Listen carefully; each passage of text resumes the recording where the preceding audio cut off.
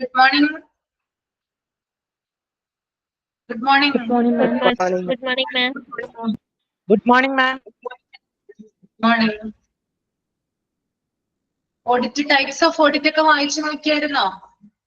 Medical audit വായിച്ചു നോക്കിയല്ലേ? അതൊക്കെ important ആണ് കേട്ടോ. ഇമ്പോർട്ടന്റ് ആയിട്ടുള്ള കാര്യങ്ങള് നമ്മൾ ഇതിനകത്ത് പറഞ്ഞു തരുന്നതായിരിക്കും. ജസ്റ്റ് ഓഡിറ്റ് ഞങ്ങളെ കൊണ്ട് എന്തായാലും ഹോസ്പിറ്റലിൽ ചെന്ന് ഓഡിറ്റ് ഒന്നും ചെയ്യിപ്പിക്കില്ല. ആ ഒരു ജോലി എന്തായാലും തരില്ല. കാരണം അതിനെ നിയമിച്ചിരിക്കുന്ന ഓഡിറ്റർമാരുണ്ട്, അവരാണ് അത് ചെയ്യുക. പക്ഷെ ആരെങ്കിലും എന്തെങ്കിലും ചോദിക്കുകയോ അല്ലെങ്കിൽ നിങ്ങൾ എന്തെങ്കിലും കാൽക്കുലേഷൻസ് ഒക്കെ നടത്തുമ്പോൾ എന്തെങ്കിലും ഡൗട്ട്സോ കാര്യങ്ങളൊക്കെ വരികയാണെങ്കിൽ നമുക്ക് ഈ ഒരു ചാപ്റ്റർ നിങ്ങൾക്ക് ഹെൽപ്ഫുൾ ആവും. ആ ഒരു ഉദ്ദേശത്തോടു കൂടിയാണ് ഈ ഒരു ചാപ്റ്റർ നിങ്ങളെ പഠിപ്പിക്കുന്നത് കേട്ടോ. മനസ്സിലായോ?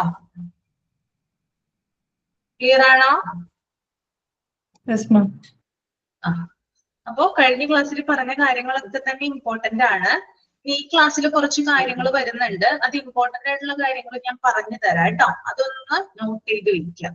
ഓക്കെ, ബാക്കി നമുക്ക് ജസ്റ്റ് ഒന്ന് വായിച്ച് മാത്രം മനസ്സിലാക്കാനുള്ളൂ. അപ്പൊ നമുക്ക് സ്റ്റാർട്ട് ചെയ്യാം.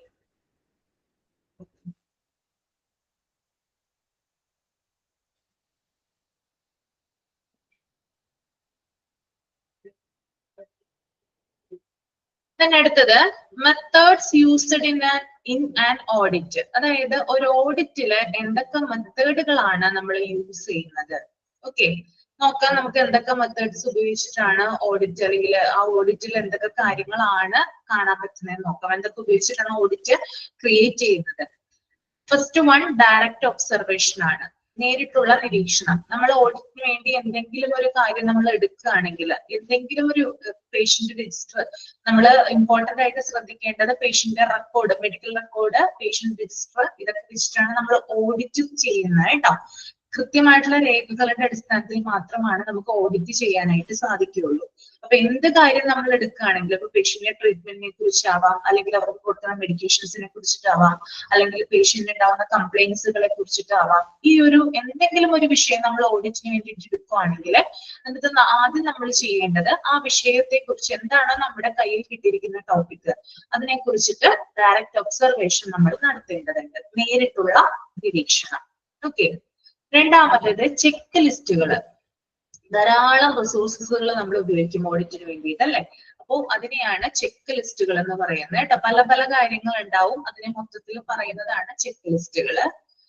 ഡോക്യുമെന്റേഷൻ റെക്കോർഡ്സ്, ഞാൻ നേരത്തെ പറഞ്ഞു, പേഷ്യന്റ് രജിസ്റ്റർ അതുപോലെ തന്നെ മെഡിക്കൽ റെക്കോർഡുകളൊക്കെ ഉപയോഗിച്ചുകൊണ്ടാണ് നമ്മൾ ഓഡിറ്റ് പ്രിപ്പയർ ചെയ്യുന്നത്.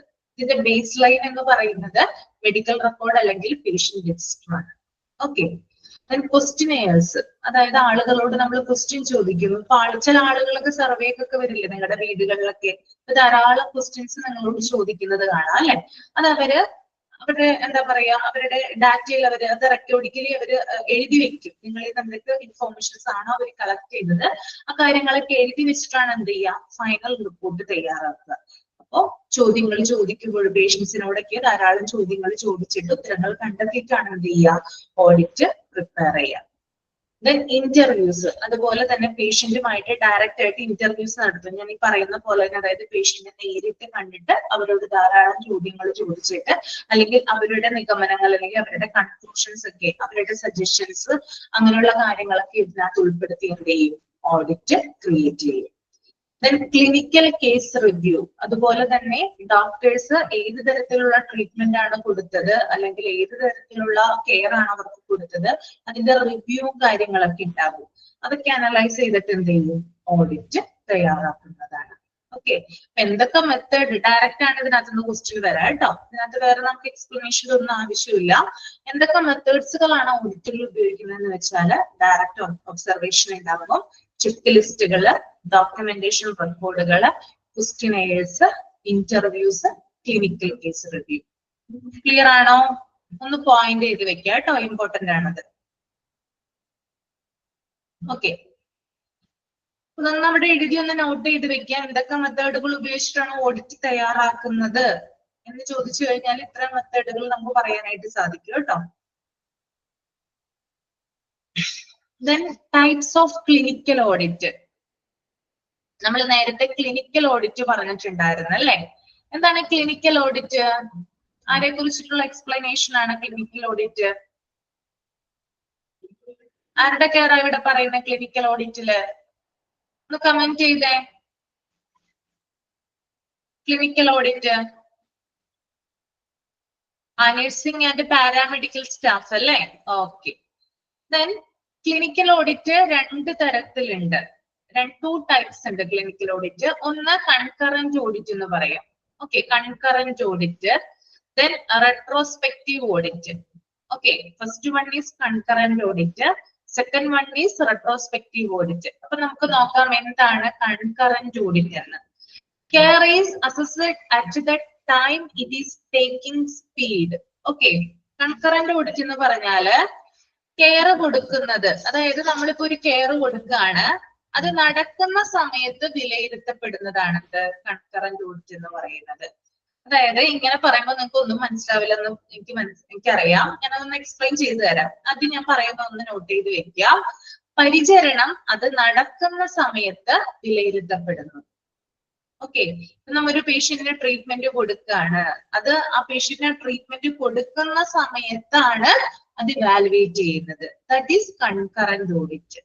ഓക്കെ, അതായത് ഇപ്പൊ പേഷ്യന്റ് വന്നു, പേഷ്യന്റ് എന്താ പറയാ ഒരു അസുഖമാണെന്ന് പറഞ്ഞു, അപ്പൊ തന്നെ നമ്മള് ആ കാര്യങ്ങളൊക്കെ എഴുതി വെച്ചു. ദെൻ ആ സമയത്ത് തന്നെ ഇവാലുവേറ്റ് ചെയ്യുന്ന രീതിയാണിത് കൺകറന്റ് ഓഡിറ്റ് എന്ന് പറയുന്നത്.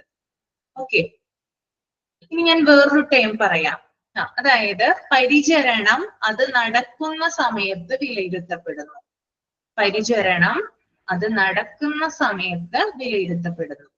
പേഷ്യന്റ് ഒരു കെയർ കൊടുക്കുമ്പോൾ ആ ടൈമിൽ തന്നെ, ആ പ്രസന്റ് ടൈമിൽ തന്നെ അത് ഇവാലുവേറ്റ് ചെയ്യുന്ന രീതിയാണ് കൺകറന്റ് ഓഡിറ്റ്. ഓക്കെ, ഹോസ്പിറ്റലിൽ കൺകറന്റ് ഓഡിറ്റ് എന്ന് പറഞ്ഞാൽ ഇതാണ്. ഇനി നമുക്ക് വേറെ ഒരു രീതിയിലും കൂടി ഇതൊന്ന് പറയാം. നമുക്ക് ഈ കൺകറന്റ് ഓഡിറ്റ് എന്ന് പറയുന്ന വേർഡ് ബാങ്കുകളിലൊക്കെ യൂസ് ചെയ്യുന്നുണ്ട്, അല്ലെങ്കിൽ ഇപ്പൊ തന്നെ നമ്മുടെ ഹോസ്പിറ്റലിന്റെ മേഖലയിലായാലും അവരുടെ ട്രാൻസാക്ഷൻസും രീതികളൊക്കെ നടത്തപ്പെടുന്നത് കൺകറന്റ് ഓഡിറ്റ് എന്ന് പറയുന്ന ഒരു വ്യവസ്ഥയിലൂടെയാണ് കേട്ടോ. ബാങ്കിങ് ടേമാണ് ഞാൻ ഈ പറയാനായിട്ട് പോകുന്നത്, എളുപ്പത്തിൽ ഒന്നുകൂടി മനസ്സിലാക്കാൻ വേണ്ടിയിട്ട്. അതായത് നമ്മളിപ്പോ എന്താ പറയാ, ബാങ്കിൽ ചെന്നു, ബാങ്കിൽ നമ്മളൊരു ഒരു എമൗണ്ട് ഡെപ്പോസിറ്റ് ചെയ്യാനായിട്ട് ചെയ്യുന്നു എന്ന് വിചാരിക്കാം. നമ്മൾ ചെല്ലുമ്പോൾ ഉടനെ തന്നെ അവർ ഡെപ്പോസിറ്റ് റിസീവ് ചെയ്യും. പിന്നെ അപ്പൊ തന്നെ നമുക്ക് പാസ്ബുക്കിൽ അത് എന്താ പറയാ, അപ്പൊ തന്നെ നമുക്ക് ആ പാസ്ബുക്കിൽ അതൊന്ന് പതിപ്പിച്ചു തരും. ദെൻ അതുപോലെ തന്നെ അത് ഉടനെ തന്നെ അവരുടെ സിസ്റ്റത്തിൽ എൻറ്റർ ചെയ്യും.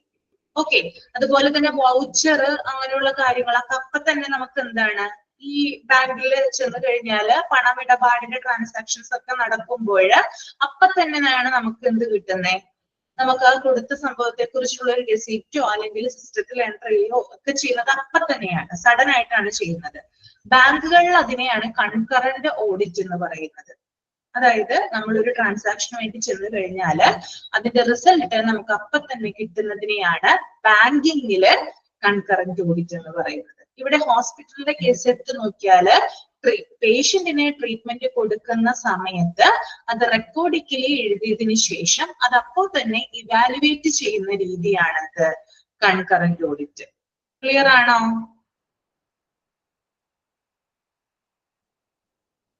ഓക്കെ, എഴുതി വെക്കാട്ടോ. ആ ഒരു ഇത് പറഞ്ഞത് എഴുതി വെക്കാൻ ഞാൻ പറഞ്ഞത്. റെട്രോസ്പെക്റ്റീവ് ഓഡിറ്റ് എന്താണെന്ന് നോക്കാം. Care is rated after it has been completed through records. Okay, ഒന്ന് എഴുതി വെച്ചോളൂ കേട്ടോ. രേഖകൾ മുഖേന പൂർത്തിയാക്കിയ ശേഷമാണ് പരിചരണം വിലയിരുത്തുന്നത്. രേഖകൾ മുഖേന പൂർത്തിയാക്കിയ ശേഷമാണ് പരിചരണം വിലയിരുത്തുന്നത്.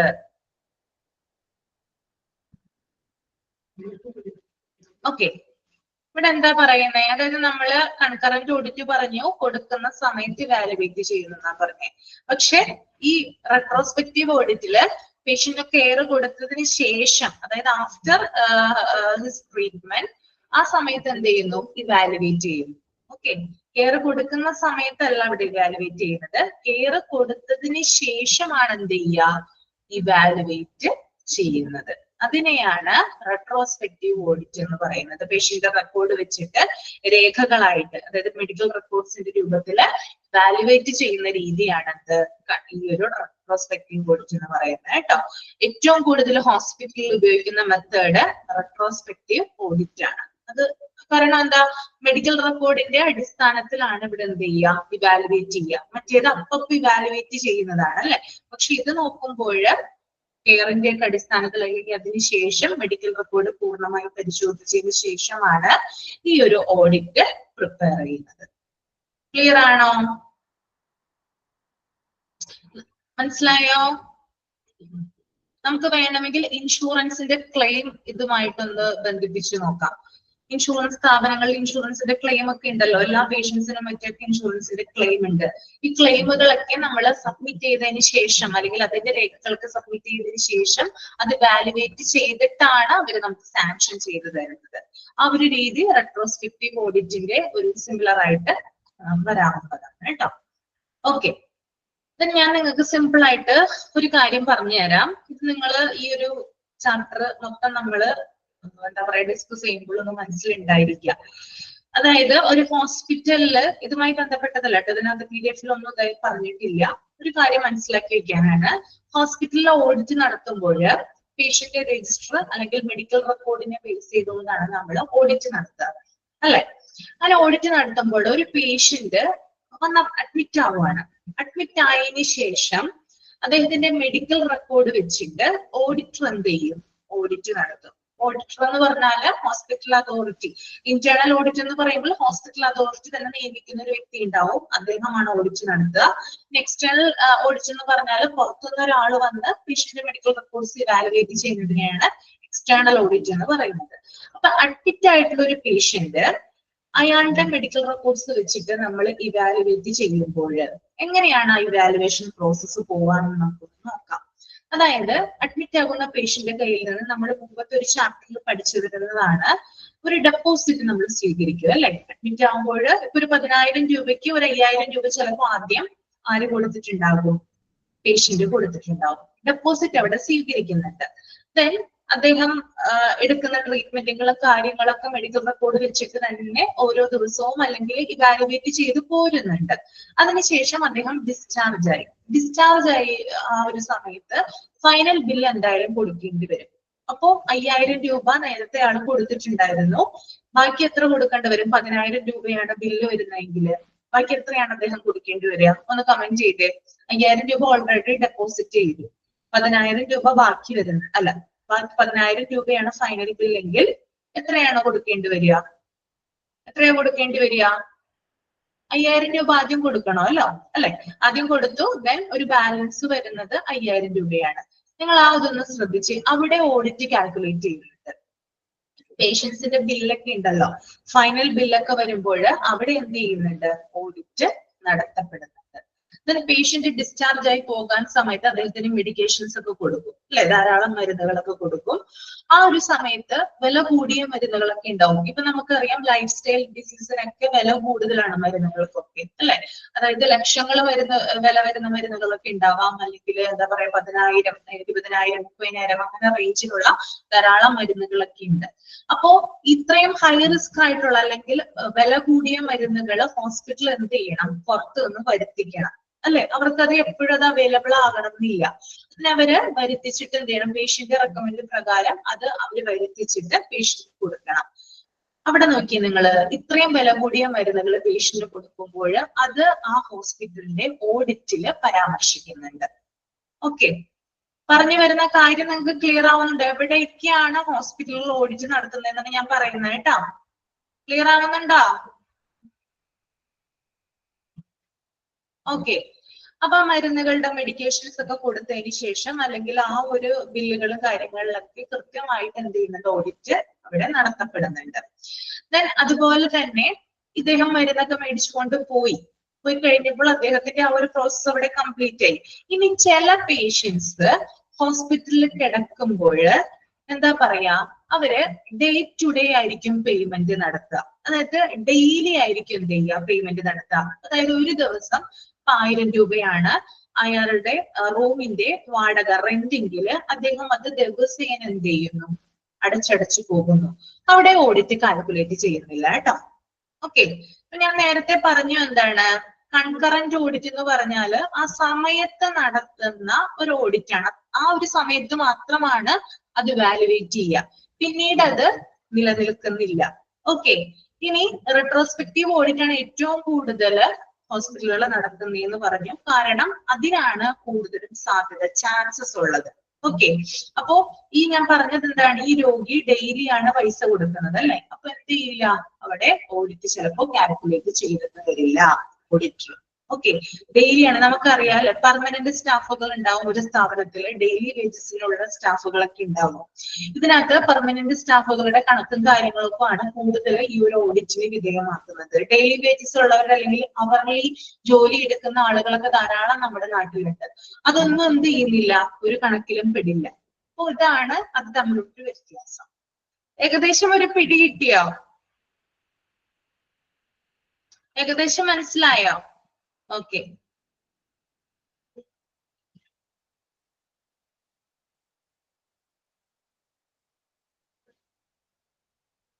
ഇനി നമുക്ക് ക്ലിനിക്കൽ ഓഡിറ്റിന്റെ ഉദ്ദേശങ്ങൾ എന്തൊക്കെയാണെന്ന് നോക്കാം. ജസ്റ്റ് ഒന്ന് വായിച്ചതൊന്ന് മനസ്സിലാക്കിയാൽ മതി. പർപ്പസ് ഓഫ് ക്ലിനിക്കൽ ഓഡിറ്റ് കേട്ടോ. Planning the future course of action if needful to obtain baseline information through assessment of achievements. അതായത് ക്ലിനിക്കൽ ഓഡിറ്റിന്റെ ഉദ്ദേശം എന്ന് പറഞ്ഞാല് ഭാവി പ്രവർത്തനത്തിന്റെ ആസൂത്രണം നടത്താനായിട്ട് കേട്ടോ. ഭാവിയിൽ ഫ്യൂച്ചറിൽ വരുന്ന ധാരാളം പ്ലാനിങ്ങുകൾ ഉണ്ടാവും. അതിനെ ഒന്ന് എന്ത് ചെയ്യുക, അതിന് വേണ്ടിയിട്ട് അതൊന്ന് പ്ലാൻ ചെയ്യുക. അതുപോലെ തന്നെ നേട്ടങ്ങളൊക്കെ ഉണ്ടെങ്കിൽ ഇവാലുവേറ്റ് ചെയ്യുക. ഓക്കെ, അതായത് ഹോസ്പിറ്റലിൻ്റെതായിട്ടുള്ള ഭാവി പ്രവർത്തനങ്ങൾ ഉണ്ടാകും, അതൊന്ന് ആസൂത്രണം ചെയ്യുക. നേട്ടങ്ങള് ഇവാലുവേറ്റ് ചെയ്യുക, അച്ചീവ്മെന്റ്സ് ഇവാലുവേറ്റ് ചെയ്യലാണ് ആദ്യത്തെ പർപ്പസ് എന്ന് പറയുന്നത്. രണ്ടാമത്തത് for comparison purpose with a view to improving the services.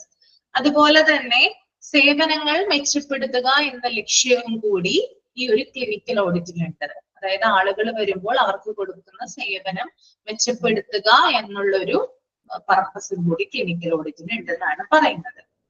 Then മൂന്നാമത്തത് it is regulatory in nature that ensures full and effective utilization of staff and facilities available. അതുപോലെ തന്നെ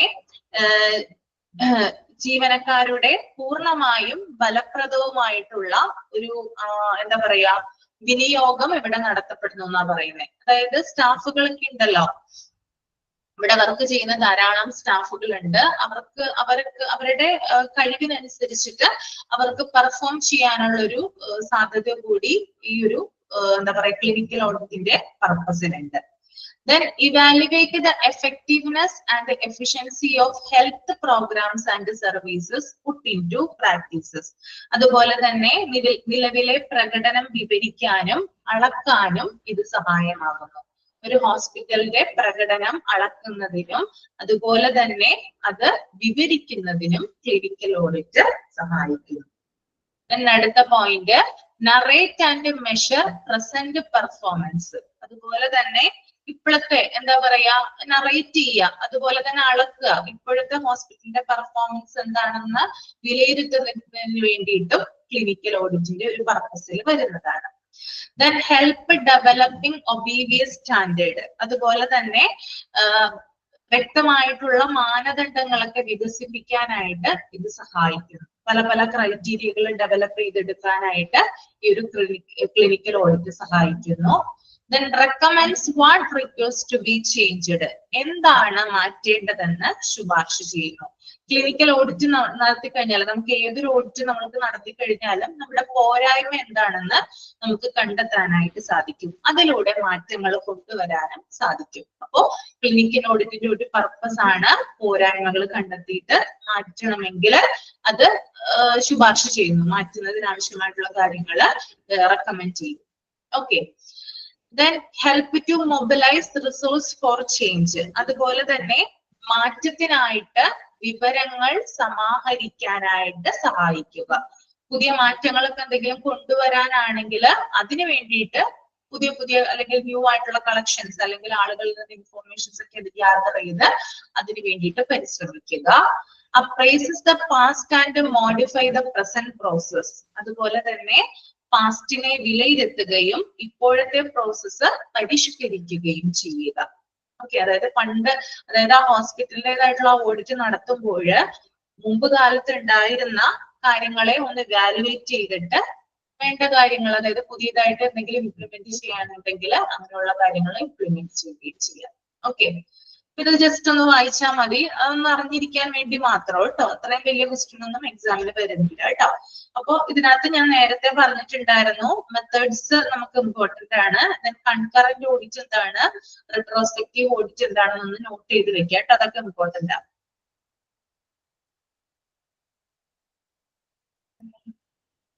ഇനി നമുക്ക് pre request for clinical audit, അതായത് clinical ഓഡിറ്റിന്റെ കാര്യങ്ങൾ നടപ്പാക്കുന്നതിന് എന്തൊക്കെ കാര്യങ്ങളാണ് ആവശ്യമായിട്ട് വരുന്നത് നമുക്കൊന്ന് നോക്കാം. ആദ്യത്തേത് മെഡിക്കൽ ഓഡിറ്റ് കമ്മിറ്റിയാണ്. ഒരു മെഡിക്കൽ ഓഡിറ്റ് കമ്മിറ്റി ഹോസ്പിറ്റലുകളിൽ ഉണ്ടാകും. Hospital administration chairman, officer incharge, member secretary, heads of departments, രണ്ട് ഡിഫറെന്റ് ഡിപ്പാർട്ട്മെന്റ്സ്, അവിടുത്തെ മെമ്പേഴ്സ്. അതായത് ഹോസ്പിറ്റൽ അഡ്മിനിസ്ട്രേഷൻ ചെയർമാൻ ഉണ്ട്, അദ്ദേഹം ഇൻചാർജ് ആയിരിക്കുള്ളൂ. ഒരു മെമ്പർ സെക്രട്ടറി, അതുപോലെ തന്നെ ഹോസ്പിറ്റലിന്റെ പല പല ഡിപ്പാർട്ട്മെന്റിലെ ഹെഡുമാര്, അവിടെയുള്ള മെമ്പേഴ്സ് ഒക്കെ മെഡിക്കൽ ഓഡിറ്റ് കമ്മിറ്റിയിലെ അംഗങ്ങളാണ് കേട്ടോ. അപ്പൊ അതും ഒന്ന് നോട്ട് ചെയ്യാം. ആരൊക്കെയാ വരുന്നത്? Hospital administration chairman, officer incharge, then member secretary, then heads of different departments, then members. ഇത്രയും ആളുകള് ഈ ഒരു മെഡിക്കൽ ഓഡിറ്റ് കമ്മിറ്റിയിലെ അംഗങ്ങളാണ്. ഓക്കെ,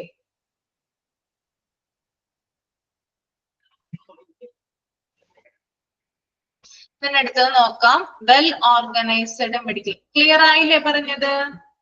ക്ലിയർ ആയോ? ഡൗട്ട് ഉണ്ടോ? ഇല്ല. Then well-organized medical record, hospital statistics, hospital resources, hospital utilization rates, admission data. അതായത് എന്തായിരിക്കണം ഒരു വെൽ ഓർഗനൈസ്ഡ് മെഡിക്കൽ റെക്കോർഡ്? ഞാൻ പറഞ്ഞു, മെഡിക്കൽ റെക്കോർഡിനെ ബേസ് ചെയ്തുകൊണ്ടാണ് നമ്മൾ ഓഡിറ്റ് പ്രിപ്പയർ ചെയ്യുന്നത്. അതിനകത്ത് ഹോസ്പിറ്റൽ സ്റ്റാറ്റിസ്റ്റിക്സ്, ഹോസ്പിറ്റൽ റിസോഴ്സസ്, എന്താണ് ആശുപത്രിയുടെ സ്ഥിതി വിവര കണക്കുകള്, ദെൻ ആശുപത്രി ഉറവിടങ്ങള്, ആശുപത്രിയുടെ ഉപയോഗ നിരക്കുകൾ, ഇത്രയും കാര്യങ്ങൾ മെയിൻ ആയിട്ടും ആ ഒരു മെഡിക്കൽ റെക്കോർഡിൽ ഉണ്ടായിരിക്കണം ഓഡിറ്റ് ചെയ്യുന്നതിന് വേണ്ടിയിട്ട് കേട്ടോ. എന്തൊക്കെയാണ്? സ്ഥിതി വിവര കണക്കുകള്, അതുപോലെ തന്നെ ആശുപത്രിയുടെ റിസോഴ്സസ്. റിസോഴ്സ് എന്ന് പറയുമ്പോൾ എല്ലാവരും വരും, പേഷ്യന്റ്, അതുപോലെ ഡോക്ടേഴ്സ്, അവിടെയുള്ള സ്റ്റാഫുകള്, എക്യുപ്മെന്റ്, ഇങ്ങനെയുള്ള എല്ലാ കാര്യങ്ങളും അതിനകത്ത് വരുന്നതാണ് കേട്ടോ. അതുപോലെ തന്നെ ഹോസ്പിറ്റലിൽ ഉപയോഗിക്കുന്ന കാര്യങ്ങൾ എന്തൊക്കെയാണ് ഹോസ്പിറ്റലിൽ ഉപയോഗിക്കുന്നത്, അതുപോലെ തന്നെ അഡ്മിഷൻ ഡാറ്റ, പേഷ്യന്റ് വിവരങ്ങള്, അങ്ങനെയുള്ള കാര്യങ്ങളൊക്കെ മെഡിക്കൽ ഒരു വെൽ ഓർഗനൈസ്ഡ് മെഡിക്കൽ റെക്കോർഡിൽ ഉണ്ടാകും. ഓക്കെ, ഇനി നമുക്ക് അടുത്തത് നോക്കാനുള്ളത് സ്റ്റേജസ് ഓഫ് ക്ലിനിക്കൽ ഓഡിറ്റ് ആണ്. എന്തൊക്കെയാണ് സ്റ്റേജസ് എന്ന് നോക്കാം ക്ലിനിക്കൽ ഓഡിറ്റിന്റെ. First one, preparing for audit. Okay, audit prepare ചെയ്യാം. Then selecting criteria, ഒരു ക്രൈറ്റീരിയ, ഒരു മാനദണ്ഡം സെലക്ട് ചെയ്യുക. ഈ മാനദണ്ഡം എന്ന് പറയുന്നത് എന്തെങ്കിലും ഒരു കാര്യമായിരിക്കും കേട്ടോ. ചിലപ്പോൾ പേഷ്യന്റ് ട്രീറ്റ്മെന്റ് ആയിരിക്കാം, പേഷ്യന്റ് കംപ്ലൈന്റ് ആയിരിക്കാം, അങ്ങനെയുള്ള ഹോസ്പിറ്റലിലായിട്ടുള്ള എന്തെങ്കിലും ഒരു കാര്യത്തിനെ അടിസ്ഥാനമാക്കിയാണ് നമ്മൾ ഓഡിറ്റ് കാൽക്കുലേറ്റ് ചെയ്യുന്നത്. Then measuring പെർഫോമൻസ് മെഷർ ചെയ്യുക. മേക്കിംഗ് ഇംപ്രൂവ്മെന്റ്, അതുപോലെ തന്നെ sustaining improvement, re audit. Okay, അപ്പൊ നമുക്ക് ഇത്രയും കാര്യങ്ങൾ ഇമ്പോർട്ടന്റ് ആണ് കേട്ടോ. എന്തൊക്കെയാണ് ക്ലിനിക്കൽ ഓഡിറ്റിന്റെ സ്റ്റേജസ് എന്ന് ചോദിക്കാം. ഓക്കെ, അപ്പൊ നമ്മള് റെട്രോസ്പെക്റ്റീവ് ഓഡിറ്റ് കഴിഞ്ഞിട്ട് പിന്നീട് നമ്മൾ നോട്ട് ചെയ്യേണ്ടത് എന്താണ്? മെഡിക്കൽ ഓഡിറ്റ് കമ്മിറ്റി നോട്ട് ചെയ്യണം. Then stages of clinical audit കേട്ടോ. ഓക്കെ, അപ്പൊ നമുക്ക് ഫസ്റ്റ് വൺ നോക്കാം. എന്തൊക്കെയാണ് പ്രിപ്പയറിംഗ് ഫോർ ഓഡിറ്റിൽ വരുന്നതെന്ന്. നിങ്ങൾ ഈ ഒരു ഡയഗ്രാം ശ്രദ്ധിച്ചോ? എല്ലാരും കാണുന്നുണ്ടല്ലോ? പിക്ചർ കണ്ടോ? ഓഡിറ്റ് എന്ന ചാപ്റ്ററിൽ നിന്ന് ഈ ഒരു എന്താ പറയാ, ഈ ഒരു പിക്ചർ നിങ്ങൾക്ക് ഷുവർ ക്വസ്റ്റ്യൻ ആണ് കേട്ടോ. ഏതെങ്കിലും ഒരു ഡയഗ്രാം കാണിച്ചിട്ട് അതിനകത്ത് ഫിൽ ചെയ്യാനുണ്ടാവും, വിട്ടുപോയത് പൂരിപ്പിക്കുക. അങ്ങനെയുള്ള ക്വസ്റ്റ്യൻ ആയിരിക്കും ഉണ്ടായിരിക്കുക. അപ്പൊ ഈ ഡയഗ്രാം ഇവിടെ തന്നിരിക്കുന്നത് വെറുതെ അല്ല, അത് അങ്ങനെ തന്നെ പഠിച്ചു വെക്കുക. അധികം പാടൊന്നുമില്ല, നിങ്ങൾക്ക് അറിയാവുന്ന കാര്യങ്ങൾ തന്നെയാണ്. അപ്പൊ ആ ഒരു ഫില്ലിംഗ് ദ ബ്ലാങ്ക്സ് എന്ന് പറഞ്ഞിട്ട് ആ ഒരു കോളത്തില് എന്ത് ചെയ്യാനുണ്ടാവും, എഴുതാനായിട്ടുണ്ടാവും. ഓക്കെ, അപ്പൊ അതൊന്ന് നോക്കി വെക്കുക കേട്ടോ. അപ്പൊ first one, stage 1 preparing for audit. Okay, first എന്താ ചെയ്യുന്നത്, ഒരു ടോപ്പിക് നമ്മൾ സെലക്ട് ചെയ്യുന്നു. ഓഡിറ്റിന് വേണ്ടിയിട്ട് നമ്മൾ ഒരു ടോപ്പിക്, അത് പേഷ്യന്റ് ട്രീറ്റ്മെന്റോ പേഷ്യന്റ് കംപ്ലൈന്റ്സോ അല്ലെങ്കിൽ ഹോസ്പിറ്റലുമായി ബന്ധപ്പെട്ട മറ്റു വിഷയങ്ങളോ എന്തെങ്കിലും ആകാം. ഓക്കെ, ഒരു ടോപ്പിക് നമ്മൾ ഓഡിറ്റിന് വേണ്ടി സെലക്ട് ചെയ്യുന്നു. Then prioritise audit. ഓക്കെ, അതായത് അതിന് നമ്മൾ പ്രയോറിറ്റൈസ് ചെയ്യുന്നത്. നമ്മൾ ആ ടോപ്പിക് എടുത്തതിന് ശേഷം അതിന് മുൻതൂക്കം കൊടുത്തുകൊണ്ടാണ് നമ്മൾ പിന്നീട് എന്ത് ചെയ്യുക, പ്രവർത്തിക്കുക. Okay, prioritise audit. Then defining the purpose, നമ്മുടെ ഉദ്ദേശം എന്താണെന്ന് വ്യക്തമാക്കുക. അതിനകത്ത് എന്താണ് നമ്മുടെ ഉദ്ദേശം, നമ്മുടെ പർപ്പസ് എന്താണെന്ന് വ്യക്തമാക്കുക. ദെൻ പ്ലാനിങ് ഓഡിറ്റ്, അതിന് വേണ്ടിയിട്ട് ഡീറ്റെയിൽ ആയിട്ട് നമ്മൾ പ്ലാൻ ചെയ്യുക. ദെൻ യൂസേഴ്സ് ഇൻഫോർമേഷൻ, ആളുകളിൽ നിന്ന് വിവരങ്ങൾ കളക്ട് ചെയ്യുക. ഇത്രയുമാണ് പ്രിപ്പയറിംഗ് ഫോർ ഓഡിറ്റിൽ വരുന്നത് കേട്ടോ. ഒരു ടോപ്പിക് സെലക്ട് ചെയ്യുന്നു, ദെൻ അതിനെ പ്രയോറിറ്റൈസ് ചെയ്യുന്നു, പർപ്പസ് വ്യക്തമാക്കുന്നു, ഓഡിറ്റ് പ്ലാൻ ചെയ്യുന്നു, ആളുകളിൽ നിന്ന് ഇൻഫോർമേഷൻസ് ഗ്യാദർ ചെയ്യുന്നു. ക്ലിയർ ആണോ?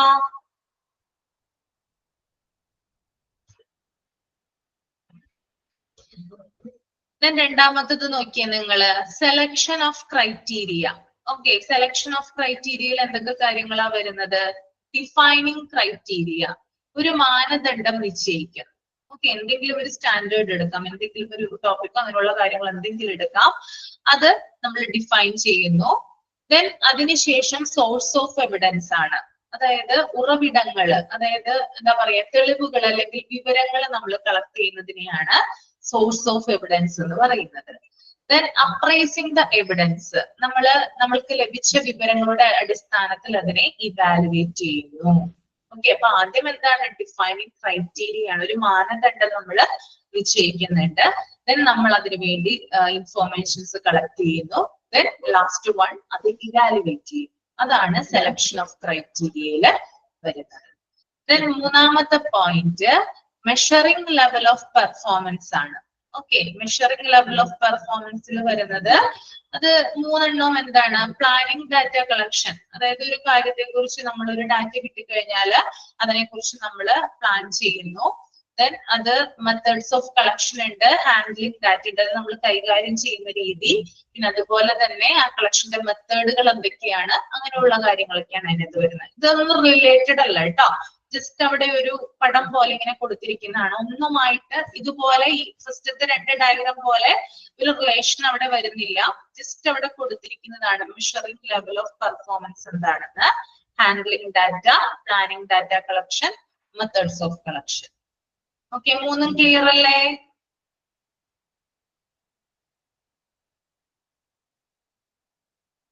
അപ്പൊ അത് അങ്ങനെ തന്നെ പഠിച്ചു വെക്കാം കേട്ടോ. അത് ഏതാണ്, ഏത് ക്വസ്റ്റ്യൻ ആണ് ഉണ്ടാവാന്ന് നമുക്ക് പറയാൻ പറ്റില്ല. ഇത് ഈ മൂന്ന് ഡയഗ്രാം ഇമ്പോർട്ടന്റ് ആണ്. അങ്ങനെ തന്നെ പിക്ചറിൽ ചോദിച്ചിട്ടുണ്ട് പ്രീവിയസ് ക്വസ്റ്റ്യൻ പേപ്പറിൽ കേട്ടോ. അതൊന്ന് നോക്കി വെക്കാം.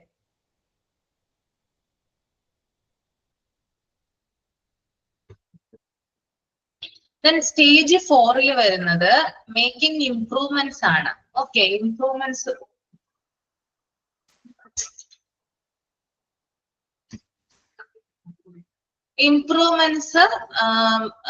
കൂട്ടാനായിട്ട്, അല്ലെങ്കിൽ എന്താ പറയാ, മെച്ചപ്പെടുത്തൽ ഉണ്ടാവാൻ വേണ്ടിട്ട് എന്തൊക്കെ കാര്യങ്ങളാണ് നമുക്ക് ഓഡിറ്റ് ചെയ്യാവുന്നത് നോക്കാം.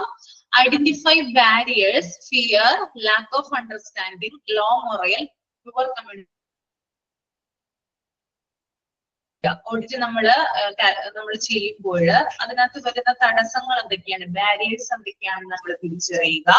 അതുപോലെ തന്നെ കുറെ കാര്യങ്ങൾ നമ്മൾ ഗ്യാദർ ചെയ്യുമ്പോൾ അല്ലെങ്കിൽ കളക്ട് ചെയ്യുമ്പോൾ അതിനെക്കുറിച്ച് നമുക്ക് പേടി, അതുപോലെ തന്നെ ചില കാര്യങ്ങൾ നമ്മൾ കളക്ട് ചെയ്ത് ചില വിവരങ്ങൾ നമ്മൾ ശേഖരിക്കുമ്പോൾ അത് മനസ്സിലാവാൻ പറ്റാത്തൊരവസ്ഥ ഉണ്ടാവുക. അതുപോലെ തന്നെ പുവർ ആയിട്ടുള്ള കമ്മ്യൂണിക്കേഷൻ വരിക, ലോ മൊറൽ വരിക. ഇങ്ങനെയുള്ള കാര്യങ്ങളൊക്കെ മേക്കിംഗ് ഇംപ്രൂവ്മെന്റ്സിന്റെ ഭാഗമായിട്ട് വരുന്നതാണ്.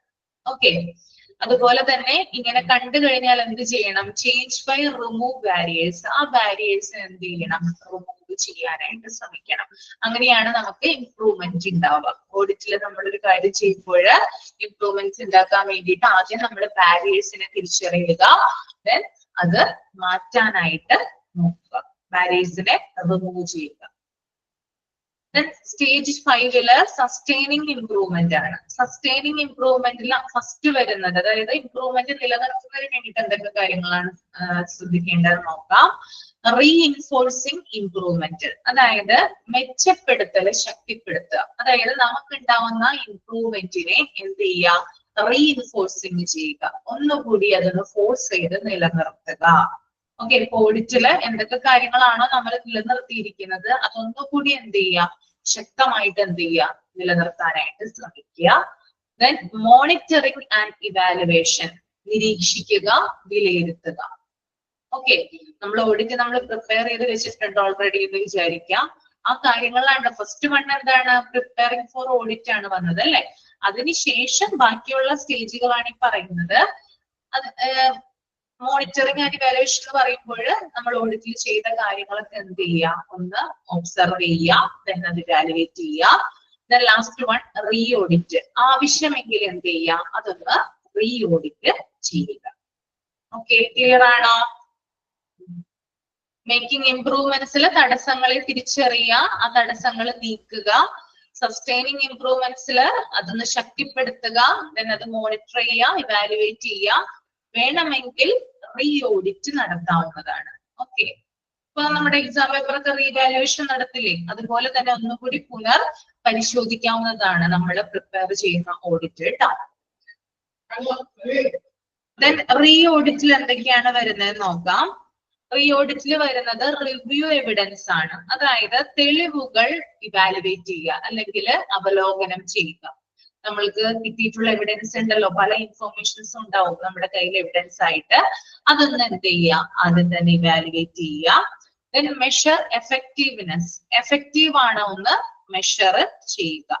ഓക്കെ, അതായത് ഫലപ്രാപ്തി അതിന്റെ അളക്കുക എന്നുള്ളതാണ്. നമ്മൾ ചെയ്ത ഓഡിറ്റിൽ എത്രത്തോളം ഫലപ്രാപ്തി ഉണ്ടെന്ന് അളക്കേണ്ടതുണ്ട്.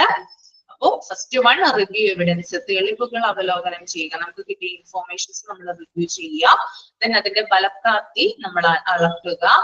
Decide how often to re audit, എത്ര തവണ വീണ്ടും ഓഡിറ്റ് ചെയ്യണമെന്ന് തീരുമാനിക്കുക. നമ്മൾ ആദ്യം ഓഡിറ്റ് ചെയ്തു, ദെൻ അതിനകത്ത് എന്തെങ്കിലും പിശകുകൾ ഉണ്ടെങ്കിലാണ് നമ്മൾ റീ ഓഡിറ്റ് ചെയ്യുന്നത്.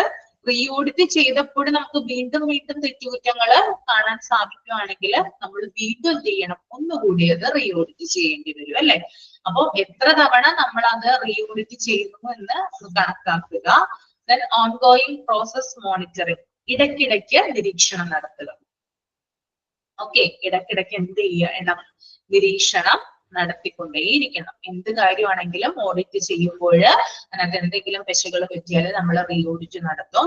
റീ ഓഡിറ്റ് നടത്തിയിട്ടും വീണ്ടും നമ്മൾക്ക് അതിനകത്ത് തെറ്റുകുറ്റങ്ങൾ ഉണ്ടെങ്കിൽ വീണ്ടും നമ്മൾ അത് തിരുത്താനായിട്ട് ശ്രമിക്കും. ദെൻ അതിനെ നമ്മൾ എപ്പോഴും നിരീക്ഷിച്ചുകൊണ്ടിരിക്കും. ക്ലിയർ ആണോ? അപ്പോ 6 സ്റ്റേജസ് ആണ് കേട്ടോ ഓഡിറ്റിനുള്ളത്. ക്ലിയർ അല്ലേ?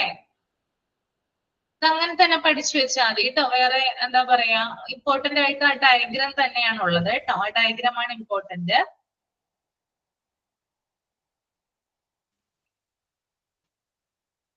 പിന്നെ വേണമെങ്കിൽ ചോദിക്കാം എന്തിന്റെയൊക്കെ അടിസ്ഥാനത്തിൽ റീ ഓഡിറ്റ് നടത്താമെന്ന്. റീ ഓഡിറ്റ് നടത്തുന്നത് എന്തിന്റെയൊക്കെ ബേസിലാണെന്ന് പറഞ്ഞ് നിങ്ങൾ കമന്റ് ചെയ്തേ. എന്തിന്റെ ബേസിലാണ് റീ ഓഡിറ്റ് നടത്തുന്നത് ഹോസ്പിറ്റലുകളിൽ? കമന്റ് ചെയ്യ്. എന്താണ് റീ ഓഡിറ്റിൽ വരുന്ന പോയിന്റ്സ് എന്തൊക്കെയാണ്? Review evidence, measure effectiveness, decide how often to, ഇത്രയും കാര്യങ്ങൾ അതൊന്ന് ജസ്റ്റ് ഒന്ന് പോയിന്റ് ചെയ്ത് വെക്കുക. ബാക്കിയൊന്നും വേണ്ട കേട്ടോ, ബാക്കിയൊന്നും അത് അത്ര ഇമ്പോർട്ടന്റ് അല്ല. ദെൻ അടുത്ത നമുക്ക് നോക്കാം ടൈപ്സ് ഓഫ് ക്ലിനിക്കൽ ഓഡിറ്റ്. എന്തൊക്കെ തരത്തിലുള്ള ക്ലിനിക്കൽ ഓഡിറ്റ് ആണ് ഉള്ളതെന്ന് നോക്കാം. ഓക്കെ, സ്റ്റാറ്റിസ്റ്റിക്കൽ ഓഡിറ്റ് ഉണ്ട്. ഓക്കെ, സ്റ്റാറ്റിസ്റ്റിക്കൽ ഓഡിറ്റ് ആണ്. എന്താണത്? സ്റ്റാറ്റിസ്റ്റിക്കൽ എന്ന് പറഞ്ഞാൽ എന്താണ് അർത്ഥമാക്കുന്നത്? സ്റ്റാറ്റിസ്റ്റിക്കല് സ്ഥിതി വിവരണ കണക്കുകളുടെ audit. Then X-ray review, X-ray review അതും എന്താണ് ക്ലിനിക്കൽ ഓഡിറ്റിന്റെ ഒരു ഭാഗമാണ്. ഡിസീസ് ഓഡിറ്റ്, രോഗങ്ങളുമായി ബന്ധപ്പെട്ടിട്ടുള്ള കാര്യങ്ങള്. ഒബ്സ്റ്ററിക് കേസസ്, പ്രസവാനന്തരമായിട്ടുള്ള ബന്ധപ്പെട്ടിട്ടുള്ള കാര്യങ്ങള്. ഇൻഫെക്ഷൻ കൺട്രോൾ, അണുബാധ നിയന്ത്രണം, നഴ്സിംഗ് ഓഡിറ്റ്, നഴ്സുമാരുടെ എല്ലാ കാര്യങ്ങളും അല്ലെങ്കിൽ അവരുടെ ഡേ ടു ഡേ പ്രൊസീജിയർ അങ്ങനെയുള്ള കാര്യങ്ങളൊക്കെ വിലയിരുത്തുന്ന ഓഡിറ്റ് ആണ് നഴ്സിംഗ് ഓഡിറ്റ്. ഡെത്ത് ഓഡിറ്റ്, അതായത് ആശുപത്രിയിൽ മരിച്ച ധാരാളം ആളുകൾ ഉണ്ടാവും, അവരുടെയൊക്കെ വിവരങ്ങൾ ക്രോഡീകരിച്ചുകൊണ്ട് ഉണ്ടാക്കുന്ന ഒരു ഓഡിറ്റ് ആണ് ഡെത്ത് ഓഡിറ്റ് കേട്ടോ. അപ്പോ സ്റ്റാറ്റിസ്റ്റിക്കൽ ഓഡിറ്റ് ഉണ്ട്, എക്സ്റേ വ്യൂ ഉണ്ട്, ഡിസീസ് ഓഡിറ്റ് ഉണ്ട്, obstetric cases, infection control, nursing audit, death audit. Okay, clear ആണോ? മനസ്സിലായില്ലേ?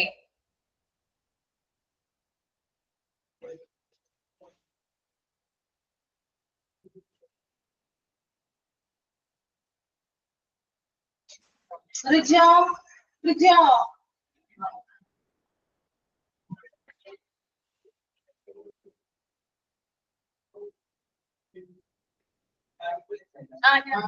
ഞാൻ വിളിച്ചു ശരി.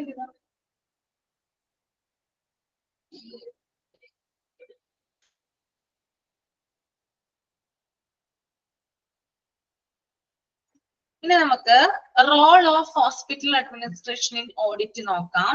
ഓഡിറ്റില് ആശുപത്രി ഭരണത്തിന്റെ പങ്ക് എന്താണെന്ന് നമുക്കൊന്ന് ചെക്ക് ചെയ്യാം കേട്ടോ. ഓഡിറ്റില് ആശുപത്രിയുടെ അഡ്മിനിസ്ട്രേഷൻ വിഭാഗം ഉണ്ടല്ലോ, അവരുടെ റോൾ എന്താണെന്നാണ് താഴെ പറയുന്നത്. First one, to facilitate and provide good working environment. എന്താണ് ആദ്യം? നല്ല തൊഴിൽ അന്തരീക്ഷം സുഗമമാക്കുന്നതിന് പ്രദാനം ചെയ്യുന്നു. അവിടെ വർക്ക് ചെയ്യുന്ന ആളുകൾക്ക് നല്ലൊരു അന്തരീക്ഷം, ഗുഡ് ആയിട്ടുള്ള ഒരു എൻവയൺമെന്റ് പ്രൊവൈഡ് ചെയ്യുന്നു. അതാണ് ആദ്യത്തേത്. രണ്ടാമത്തത്, to provide facilities, resources and smooth supply. സുഗമമായിട്ടുള്ള സൗകര്യങ്ങളും വിതരണങ്ങളും വിഭവങ്ങളും നൽകുക. അതായത് ആശുപത്രിക്ക് വേണ്ടിയിട്ടുള്ള ഫെസിലിറ്റീസ് നൽകുക, വിഭവങ്ങൾ അനുവദിക്കുക, അതുപോലെ തന്നെ ഉപകരണങ്ങള്, അങ്ങനെയുള്ള കാര്യങ്ങളൊക്കെ എന്ത് ചെയ്യുക? പ്രൊവൈഡ് ചെയ്യുക എന്നുള്ളത്. Then മൂന്നാമത്തത്, to motivate to enable the medical care providers to work enthusiastically. അതായത് ഇവിടെ പറയുന്നത് മെഡിക്കൽ കെയർ പ്രൊവൈഡേഴ്സിന് എന്ത് ചെയ്യുക? അവർക്ക് വേണ്ടിയിട്ടുള്ള കാര്യങ്ങൾ, അല്ലെങ്കിൽ അവരെ മോട്ടിവേറ്റ് ചെയ്യുക, അല്ലെങ്കിൽ അവർക്ക് തൊഴിൽ ചെയ്യാൻ ആവശ്യമായിട്ടുള്ള അല്ലെങ്കിൽ അവർക്ക് സന്തോഷകരമാകുന്ന കാര്യങ്ങൾ ചെയ്യുക.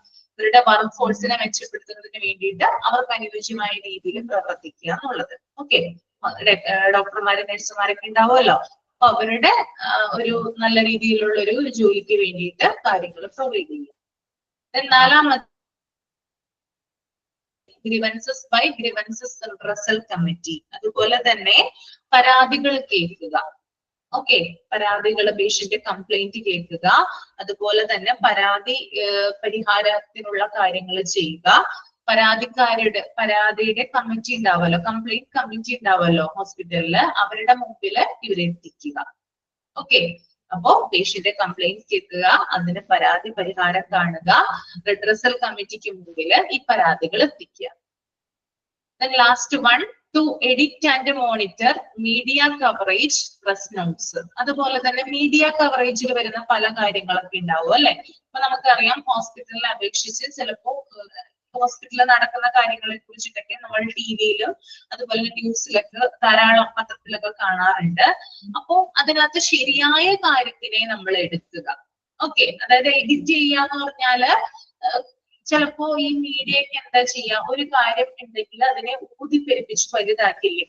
അപ്പോ ശരിയായിട്ട് ഉള്ള കാര്യത്തിനെ മാത്രം അവിടെ എടുത്തിട്ട് അതിനെ മോണിറ്റർ ചെയ്യുക. എന്തെങ്കിലും ഒരു വിഷയം ഉണ്ടായി കഴിഞ്ഞാല് ആ വിഷയം എന്താണ്, ഒരു പത്രത്തില് അല്ലെങ്കിൽ ഒരു ടിവിയില് ഒരു ഹോസ്പിറ്റലിനെ കുറിച്ച് വാർത്ത വന്നു കഴിഞ്ഞാല് അതിന് ക്ലാരിഫിക്കേഷൻ കൊടുക്കുക, ശരിയായ കാര്യം ജനങ്ങളിലേക്ക് എത്തിക്കുക എന്നുള്ളതാണ് last one.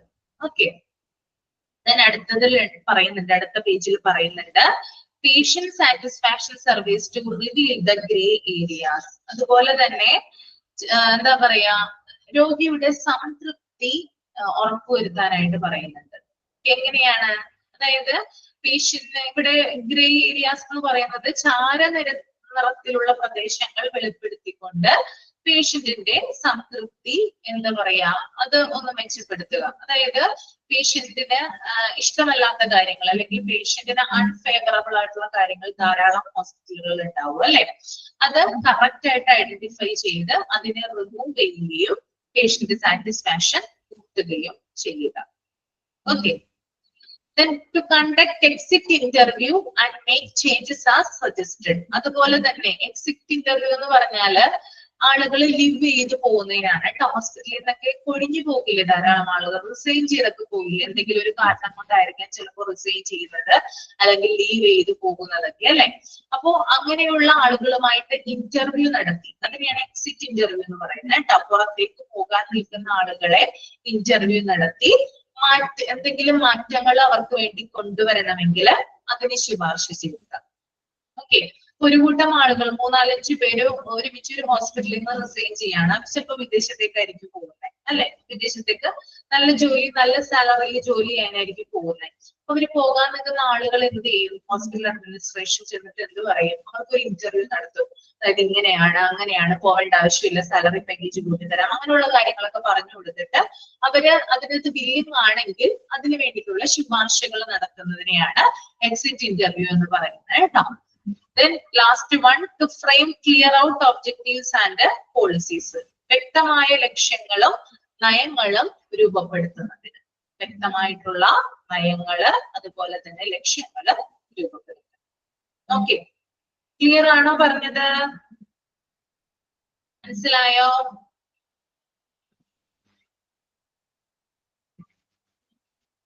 Then advantage of clinical audit. എന്തൊക്കെയാണ് ഒരു ക്ലിനിക്കൽ ഓഡിറ്റിന്റെ അഡ്വാൻറ്റേജ് എന്ന് നമുക്ക് നോക്കാം. And educational activity. Clinical audit എന്ന് പറയുന്നത് ഒരു വിദ്യാഭ്യാസ പ്രവർത്തനത്തിന്റെ ഭാഗമായിട്ട് നടത്തുന്നതാണ്, അല്ലെങ്കിൽ ഒരു എഡ്യൂക്കേഷണൽ ആക്ടിവിറ്റി ആയിട്ടാണ് നടത്തുന്നത്. Promotes understanding.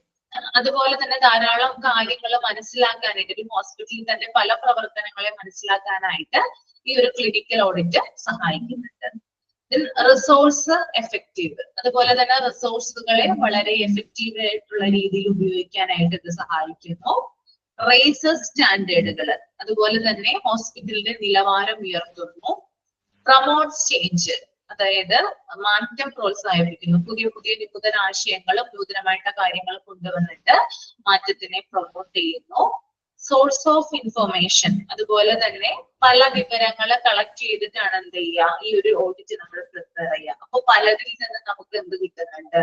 ഇൻഫോർമേഷൻസ് ഗ്യാദർ ചെയ്യാൻ കിട്ടുന്നുണ്ട് അല്ലെ. Peer led and peer understanding. അതുപോലെ തന്നെ ഇവിടെ പറയുന്നത് ഒരുമിച്ച് പ്രവർത്തിക്കുക, ഒരുമിച്ച് മനസ്സിലാക്കുക എന്നതാണ് അതിന്റെ മീനിങ് കേട്ടോ. അതായത് ഈ ഒരു ക്ലിനിക്കൽ ഓഡിറ്റിന്റെ ഒരു അഡ്വാൻറ്റേജ് എന്ന് പറയുന്നത് ആളുകൾ തമ്മിൽ, ധാരാളം ആളുകളിൽ നിന്ന് നമ്മൾ വിവരങ്ങൾ ശേഖരിക്കുന്നു. ഒരു കൂട്ടായ പ്രവർത്തനത്തിലൂടെയാണ് നമ്മൾ എന്ത് ചെയ്യുക, ഈ ഒരു സർവേക്കൊക്കെ അങ്ങനെയല്ലേ, സർവേക്കൊക്കെ ആളുകൾ പോകുമ്പോൾ 3-4-5 പേരൊക്കെ ആയിട്ടായിരിക്കും പോകുന്നത് അല്ലെ. ഒരു കൂട്ടായ പ്രവർത്തനത്തിലൂടെ എന്ത് ചെയ്യാൻ പറ്റും? നമുക്ക് സഹകരിച്ചു പോകാനായിട്ട് പറ്റും. ഒരുമിച്ച് പ്രവർത്തിക്കുക, ഒരുമിച്ച് മനസ്സിലാക്കുക.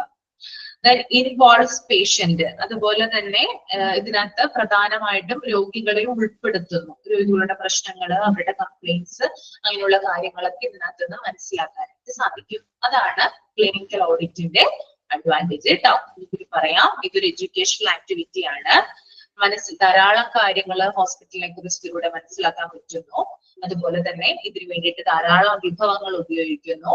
അതുപോലെ തന്നെ ഇതുമൂലം ഹോസ്പിറ്റലിന്റെ സ്റ്റാൻഡേർഡ് ഉയരുന്നു. ദെൻ എന്തെങ്കിലും കാര്യങ്ങൾ മാറ്റണമെങ്കിൽ ആ മാറ്റത്തെ ഇത് പ്രോത്സാഹിപ്പിക്കുന്നു. പിന്നെ ധാരാളം കാര്യങ്ങൾ ഇതിനു വേണ്ടി നമ്മൾ കളക്ട് ചെയ്യുന്നു. അതാണ് സോഴ്സ് ഓഫ് ഇൻഫർമേഷൻ. ദെൻ ഒരുമിച്ച് പ്രവർത്തിക്കുകയും ഒരുമിച്ച് മനസ്സിലാക്കുകയും ചെയ്യുന്നു ഈ ഒരു കാര്യം നടപ്പിലാക്കുന്നതിലൂടെ.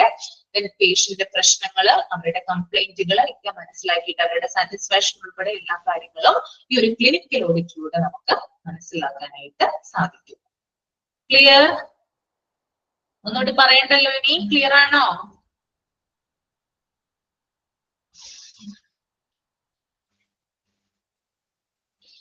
അടുത്തത് problems in medical audit. Lack of organised medical. അപ്പൊ എന്തൊക്കെ പ്രോബ്ലംസ് ആണ് ഒരു മെഡിക്കൽ ഓഡിറ്റിൽ ഉണ്ടാവാന്നാണ് ഞാൻ അടുത്തത് പറയുന്നത് കേട്ടോ. എന്തൊക്കെയാണ്? അതായത് ഒരു എന്താ പറയാ മെഡിക്കൽ റെക്കോർഡില് ഒരു ഓർഗനൈസേഷൻ ഇല്ലെങ്കിൽ അതിൽ ചിട്ടയായിട്ടുള്ള ഒരു ക്രമത്തിലല്ല അത് എന്താ പറയാ രേഖപ്പെടുത്തി അല്ലെങ്കിൽ അത് അടക്കി വെച്ചിട്ടുള്ളതെങ്കിൽ അതൊരു പോരായ്മയാണെന്നാണ് പറയുന്നത് കേട്ടോ. അപ്പോ lack of organised medical record. Then incomplete record, poor quality maintenance. Incomplete ആയിട്ടുള്ള റെക്കോർഡുകൾ ഉണ്ട്, അതുപോലെ തന്നെ പുവർ ക്വാളിറ്റിയിൽ മെയിൻറ്റെയിൻ ചെയ്യുന്ന റെക്കോർഡുകൾ ഉണ്ട്. ഇതൊക്കെ ഇതിന്റെ പ്രോബ്ലംസ് ആണ്. Fear of action and lack of motivation of medical staff. Medical സ്റ്റാഫുകൾക്ക് മോട്ടിവേഷനും കാര്യങ്ങളും കൊടുക്കാത്തത്, അതുപോലെ തന്നെ അവര് ഭയം എന്ന് പറയുന്ന ഫിയർ ആയിട്ട് നിൽക്കുന്ന ഒരു അവസ്ഥ ഉണ്ടാകുന്നത്. Ignorance of value of medical audit by hospital. അതുപോലെ തന്നെ എന്താ പറയാ മെഡിക്കൽ ഓഡിറ്റിന്റെ പ്രാധാന്യം ഹോസ്പിറ്റൽ മനസ്സിലാക്കാത്തത്. Suppression of facts, wrong reporting. അതുപോലെ തന്നെ തെറ്റായിട്ടുള്ള രീതിയിൽ ഓഡിറ്റ് നടത്തുന്നത്. ശരിയായ വസ്തുതകൾ, ശരിയായ ഫാക്റ്റുകൾ ഓഡിറ്റിൽ ശേഖരിക്കാത്തത്. ഇതൊക്കെ എന്താണ് മെഡിക്കൽ ഓഡിറ്റിന്റെ പ്രോബ്ലംസ് ആണ് കേട്ടോ. അപ്പോ lack of organised medical record വരുന്നുണ്ട്. ഇൻകംപ്ലീറ്റ് റെക്കോർഡ്, പുവർ ക്വാളിറ്റിയിൽ സൂക്ഷിക്കുന്നത്, അതുപോലെ തന്നെ സ്റ്റാഫുകൾക്ക് ശരിയായ രീതിയിൽ മോട്ടിവേഷൻ കൊടുക്കാത്തത്, അവരുടെ ഫിയർ, അതൊക്കെ മെഡിക്കൽ ഓഡിറ്റിന്റെ പ്രോബ്ലംസ് ആണ്. ദെൻ ഹോസ്പിറ്റലിൽ ശരിയായിട്ടുള്ള രീതിയിൽ ഓഡിറ്റ് നടത്താത്തത്, അതുപോലെ തന്നെ റോങ് ആയിട്ടുള്ള റിപ്പോർട്ടിങ്ങും ഫാക്ട്സുകൾ ശരിയായ വിധം ശേഖരിക്കാത്തത്. ഓക്കെ. ദെൻ ലാസ്റ്റ് വൺ നമുക്ക് പറയാനുള്ളത് contents of an audit report. എന്തൊക്കെ കണ്ടന്റുകളാണ് ഒരു ഓഡിറ്റ് റിപ്പോർട്ട് നമ്മൾ പ്രിപ്പയർ ചെയ്ത് കഴിഞ്ഞാൽ, ഒരു ഓഡിറ്റർ വന്ന ഹോസ്പിറ്റലിൽ ഒരു ഓഡിറ്റ് റിപ്പോർട്ട് പ്രിപ്പയർ ചെയ്ത് കഴിഞ്ഞാൽ എന്തൊക്കെ കാര്യങ്ങളാണ് അതിനകത്ത് ഉണ്ടാവാന്നാണ് നമ്മൾ നോക്കുന്നത് കേട്ടോ. First one background. Okay, background ഉണ്ടാകും, ഒരു ബാക്ക്ഗ്രൗണ്ട് ഉണ്ടാകും. ദെൻ രണ്ടാമത്തത് ലിറ്ററേച്ചർ റിവ്യൂ ഉണ്ടാവും. ഓക്കെ, അതായത് ഒരു റിവ്യൂ ഉണ്ടാവും. നമ്മളൊരു ടോപ്പിക് തിരഞ്ഞെടുത്ത് കഴിഞ്ഞാൽ അതിലൊരു റിവ്യൂ ഉണ്ടാകും. Then criteria and standards. നമ്മൾ സജസ്റ്റ് ചെയ്യുന്ന ധാരാളം മാനദണ്ഡങ്ങൾ ഉണ്ടാവും, അല്ലെങ്കിൽ സ്റ്റാൻഡേർഡുകൾ ഉണ്ടാകും. Then methods or protocols used. എന്തൊക്കെ മെത്തേഡുകളാണ് നമ്മൾ ഇതിനു വേണ്ടി യൂസ് ചെയ്തിരിക്കുന്നത്, എന്തൊക്കെ പ്രോട്ടോകോൾസ് യൂസ് ചെയ്തിട്ടുണ്ട്, അങ്ങനെയുള്ള കാര്യങ്ങൾ ഉണ്ടാവാം. പിന്നെ റിസൾട്ടുകൾ ഉണ്ടാകാം. Recommendations four change. Last one, നമ്മളിപ്പോ ഒരു പ്രൊജക്ട് ഒക്കെ തയ്യാറാക്കില്ല, അപ്പൊ നമ്മൾ ഈ കാര്യങ്ങൾ തന്നെ ഇൻക്ലൂഡ് ചെയ്യുക കേട്ടോ. എന്തൊക്കെ ചേഞ്ചുകളാണ് നമ്മൾ റെക്കമെൻഡ് ചെയ്യുന്നത്. Then recommendation for further audit. അതായത് ഇനിയൊരു ഓഡിറ്റിന്റെ ആവശ്യം ഉണ്ടെങ്കിൽ അതുകൂടി എന്ത് ചെയ്യുന്നുണ്ട്, നമ്മൾ അതിനകത്ത് മെൻഷൻ ചെയ്യുന്നുണ്ട്. ഫസ്റ്റ് വൺ ബാക്ക്ഗ്രൗണ്ട് ഉണ്ടാകും. ദെൻ ലിറ്ററേച്ചർ റിവ്യൂ ഉണ്ടാകും, കാഴ്ചപ്പാടുകളും കാര്യങ്ങളും. ദെൻ സ്റ്റാൻഡേർഡ് ഉണ്ടാകുന്ന, പിന്നെ നമ്മൾ എന്തൊക്കെ മെത്തേഡുകളിലൂടെയാണ് ഈ ഓഡിറ്റ് പ്രിപ്പയർ ചെയ്തത്, അതിന്റെ റിസൾട്ടുകള്. ദെൻ എന്തെങ്കിലും മാറ്റങ്ങൾ, ഈ ഒരു ഓഡിറ്റ് നമ്മൾ തയ്യാറാക്കി നമ്മളിത് അനലൈസ് ചെയ്യുമ്പോൾ എന്തൊക്കെ മാറ്റങ്ങൾ നമുക്ക് ഇതിനകത്ത് വരുത്തണമെങ്കിൽ അതിനെക്കുറിച്ചുള്ള കാര്യങ്ങൾ ഇതിനകത്ത് ഉണ്ടാവുന്നതാണ്. ദെൻ എന്താ പറയാ വീണ്ടും ഒരു ഓഡിറ്റ് നമ്മൾക്ക് എന്താ പറയാ പുതുതായിട്ട് ക്രിയേറ്റ് ചെയ്യണമെങ്കിൽ ആ ഒരു പർപ്പസ് കൂടി നമ്മൾ മെൻഷൻ ചെയ്യുന്നതായിരിക്കും. ഓക്കെ, ക്ലിയർ ആണോ? കുറച്ച് ബുദ്ധിമുട്ടാണ്, എന്നാലും ഇതൊക്കെ ജസ്റ്റ് ഒന്ന് വായിച്ചു പോയാൽ മതി കേട്ടോ. ഇമ്പോർട്ടന്റ് ആയിട്ടുള്ള കാര്യങ്ങളൊക്കെ ഞാൻ പറഞ്ഞു തന്നിട്ടുണ്ട്. ഓക്കെ, അപ്പോ ഇത്രയുമാണ്, ഒരു ചെറിയ ചാപ്റ്റർ ആണ് ഓഡിറ്റ്. പക്ഷെ മനസ്സിലാക്കാനുള്ളത് വലിയ വലിയ കാര്യങ്ങളാണ്. അപ്പൊ തല നമ്മുടെ പുകയും, അതുകൊണ്ടാണ്. അപ്പൊ ഒരു ചാപ്റ്റർ തീർന്നു കേട്ടോ. ഇനി ഞാൻ മൈക്ക് ഓൺ ചെയ്യാം. നമ്മൾ പുതിയ ചാപ്റ്റർ തുടങ്ങി വെക്കണോ? ഹ്യൂമൻ റിസോഴ്സ് മാനേജ്മെന്റ് ആണ് കേട്ടോ, കുഴപ്പമില്ല അത്. അല്ലെങ്കിൽ അടുത്ത ക്ലാസ്സിൽ എടുത്താൽ മതിയോ? എന്തെങ്കിലും ഡൗട്ട് ഉണ്ടോ നിങ്ങൾക്ക്? മൈക്ക് ഓൺ ചെയ്യാം കേട്ടോ, എന്നിട്ട് നമുക്ക് സമയം ഉണ്ടെങ്കിൽ പുതിയ ചാപ്റ്റർ ഒന്ന് തുടങ്ങി വയ്ക്കാം. മതിയോ? മതി. ശരി ശരി, ഞാൻ എടുക്കുന്നില്ല. ഞാനൊന്ന് നിങ്ങളോട് തന്നെ ചോദിക്കും എന്താണ്. മൈക്ക് ഓൺ ചെയ്യാം ആദ്യം. ഇതിനകത്ത് എന്തെങ്കിലും ഡൗട്ട് ഉണ്ടെങ്കിൽ ആദ്യം പറ. ഇതിനകത്ത് എന്തെങ്കിലും കാര്യങ്ങൾ മനസ്സിലാവാത്തത് ഉണ്ടെങ്കിൽ പറയാവുന്നതാണ് കേട്ടോ. ഇതൊക്കെ ജസ്റ്റ് വായിച്ചു പോയാൽ മതി. ഡയഗ്രം കഴിഞ്ഞിട്ടുള്ള കാര്യങ്ങളൊക്കെ ജസ്റ്റ് ഒന്ന് വായിച്ചു മാത്രം പോയാൽ മതി. മിസ്, ഈ ചാപ്റ്ററിലെ ഇമ്പോർട്ടൻസ് ഒന്ന് പറയാമോ? ഫസ്റ്റ് തൊട്ട് ഈ ചാപ്റ്ററിന്റെ ഇമ്പോർട്ടൻസ് അല്ലേ? അതായത് നമ്മൾക്ക് ഒരിക്കലും ഹോസ്പിറ്റലിൽ ചെന്നിട്ട് ഈ ഒരു പ്രോസസ് അല്ലെങ്കിൽ എന്താ പറയാ ഒരു ഓഡിറ്റ് നമുക്ക് തയ്യാറാക്കാനായിട്ട് എന്താണ് ഇമ്പോർട്ടന്റ് ആയിട്ടുള്ള പോയിന്റ്സ് ഒന്ന് പറയാവോ? പോയിന്റ്സ് ആണല്ലേ? ഇമ്പോർട്ടന്റ് ആയിട്ടുള്ള പോയിന്റ്സ് ഫസ്റ്റ് ഞാൻ എടുത്തത് കഴിഞ്ഞ ക്ലാസ്സിൽ എടുത്തത് internal audit, external audit, medical audit, clinical audit, organisational audit important ആണ്. Then methods used in an audit important ആണ്. Then concurrent audit, retrospective audit important ആണ്. അങ്ങനെ തന്നെ പഠിച്ചു വയ്ക്കാം. Then medical audit committee. Then preparing for audit, selection of criteria, diagram നോക്കുക. കേട്ടോ? അത്രേ ഉള്ളൂ. മനസ്സിലായോ? Yes, ma'am. Yes. Okay. ഇനി ആർക്കെങ്കിലും എന്തെങ്കിലും ഡൗട്ട് ഉണ്ടോ?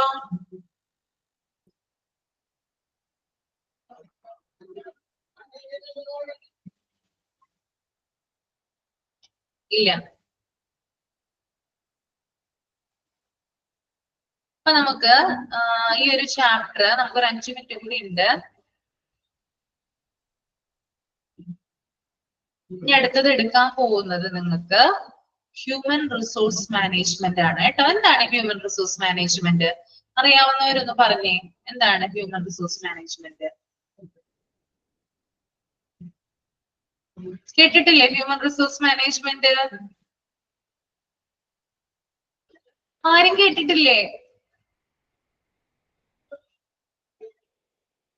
അന്വേഷിമോൻ കേട്ടിട്ടുണ്ടോ ഹ്യൂമൻ റിസോഴ്സ്? കേട്ടിട്ടുണ്ട്. എന്താണ് ഹ്യൂമൻ റിസോഴ്സ് മാനേജ്മെന്റ്?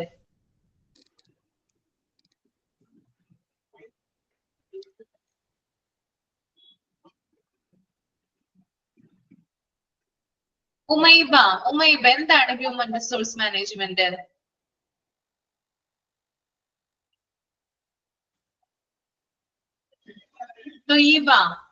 ആരും മിണ്ടുന്നില്ല. മനുഷ്യനിർമ്മിത സാധനങ്ങളുടെ ഇതാണോ? നമ്മള് ഹോസ്പിറ്റലിൽ ചെല്ലുമ്പോ നിങ്ങൾക്ക് HR വിഭാഗം എന്ന് പറയുന്ന ഒരു വിഭാഗത്തെ കാണാനായിട്ട് സാധിക്കും. ഇല്ലേ? കണ്ടിട്ടില്ലേ നിങ്ങള്? HR കേട്ടിട്ടുണ്ടോ? നമ്മൾ ബയോഡേറ്റയും കാര്യങ്ങളൊക്കെ കൊണ്ട് കൊടുക്കുന്നത് അവിടെയാണ് കേട്ടോ. അവരെ കുറിച്ചിട്ടാണ് നമ്മൾ നെക്സ്റ്റ് ഈ ഒരു ചാപ്റ്റർ, അതായത് ഹ്യൂമൻ റിസോഴ്സ് മാനേജ്മെന്റ് എന്ന് പറയുന്ന ആ ഒരു ചാപ്റ്റർ പഠിക്കാനായിട്ട് പോകുന്നത്. ഓക്കെ, എല്ലാ ഹോസ്പിറ്റലും വലിയ വലിയ ഹോസ്പിറ്റലിൽ ചെന്ന് കഴിഞ്ഞാൽ HR ഡിപ്പാർട്ട്മെന്റ് അല്ലെങ്കിൽ HR വിഭാഗം എന്ന് പറയുന്ന ഒരു വലിയൊരു ഏരിയ അവിടെ ഉണ്ടാവും. അഡ്മിനിസ്ട്രേറ്റീവ് ഇതിന്റെ ഭാഗമായിട്ട് പ്രവർത്തിക്കുന്ന ഒരു പാർട്ടാണ് അത് കേട്ടോ.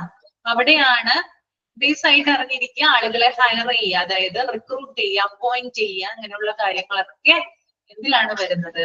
HR വിഭാഗത്തിന്റെ നേതൃത്വത്തിലാണ് വരുന്നത്. അതൊന്ന് ഓർത്തിരിക്കാം. ഓക്കെ, അപ്പൊ ഒന്നാളിൽ നമുക്ക് എന്ത് ചെയ്യാം, അടുത്ത ക്ലാസ്സിൽ എടുത്താൽ മതി അല്ലെ? ഇപ്പൊ നിങ്ങൾ അത് ഓഡിറ്റ് എന്ന് പറയുന്ന ചാപ്റ്റർ തന്നെ ആവശ്യമായിരിക്കും, എനിക്ക് മനസ്സിലായി. നെക്സ്റ്റ് ക്ലാസ്സിൽ നമുക്ക് ഇതൊന്ന് സ്റ്റാർട്ട് ചെയ്യാം. ഓക്കെ, മതിയല്ലോ? അത്ര ആയിട്ടുള്ള ചാപ്റ്റർ ഒന്നും അല്ല കേട്ടോ, കുറച്ചുകൂടി എളുപ്പമാണ്. ഓക്കെ, ഓഡിറ്റ് പോലെ ഒന്നും അല്ല. കുറച്ചുകൂടി നിങ്ങൾക്ക് കാര്യങ്ങൾ അറിയാനും കുറച്ചുകൂടി കാര്യങ്ങൾ ഇതിനെക്കുറിച്ച് കുറച്ച് നോളജ് ഇതിനെക്കുറിച്ച് അറിയാനുണ്ട്. നിങ്ങൾക്ക് അറിയേണ്ട കാര്യങ്ങൾ തന്നെയാണ് ഇതിനകത്ത് വരുന്നത്. ഓക്കെ, അപ്പൊ വൈൻഡപ്പ് ചെയ്യാം. Thank you. Thank you. Thank you, ma'am.